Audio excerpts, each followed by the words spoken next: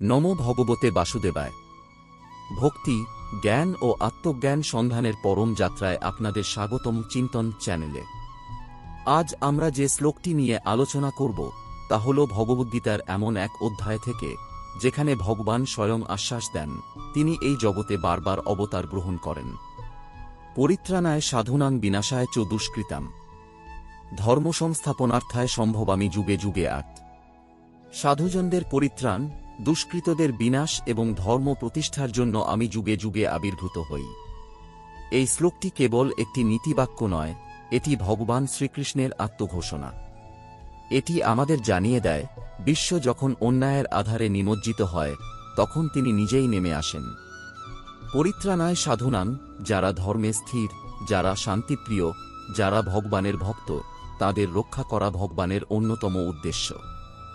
বিনাশায় চ দুষ্কৃতাম, যারা অহংকার, লোভ ও হিংসায় অন্ধ, তাদের পতন অবশ্যম্ভাবী এবং ভগবান সেটির নিয়ন্ত্রক।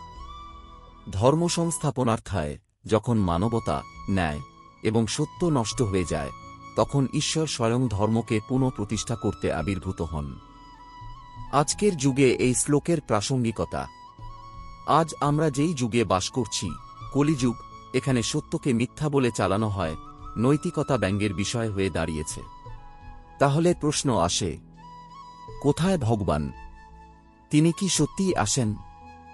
আমরা কি সেই যুগে নেই যেখানে ধর্মের পতন হয়েছে? হ্যাঁ, ভগবান আজও আছেন। তবে অবতার কেবল শঙ্খ, চক্র, গদাধারী রূপেই নয়, তিনি আসেন জ্ঞান, উপলব্ধি, প্রেরণা এবং প্রজ্ঞার মাধ্যমে। তুমি যখন ধর্মকে আঁকড়ে ধরো তিনি তোমার মধ্যেই আবির্ভূত হন। প্রিয় ভক্ত বন্ধুরা, এই শ্লোক শুধু ইতিহাস নয়, এটা ভগবানের জীবন্ত প্রতিশ্রুতি। তুমি যদি সত্য পথে থাকো, তোমার ভয় নেই, ভগবান তোমার পাশে থাকবেন। তুমি হয়তো তাকে দেখতে পাচ্ছ না, কিন্তু তিনি তোমার অন্তরে আছেন আর তোমার চারপাশে তাঁরই লীলা চলছে। এই ভাবগম্ভীর শ্লোকের আলোচনার মাধ্যমে যদি আপনার হৃদয়ে ভগবানের আশ্বাস জাগ্রত হয়ে থাকে তবে এই ভিডিওটি আপনার বন্ধু, পরিবার ও সকল ভাবুকদের সঙ্গে শেয়ার করুন। সাধুজনদের পরিত্রাণ, দুষ্কৃতদের বিনাশ এবং ধর্ম প্রতিষ্ঠার জন্য আমি যুগে যুগে আবির্ভূত হই।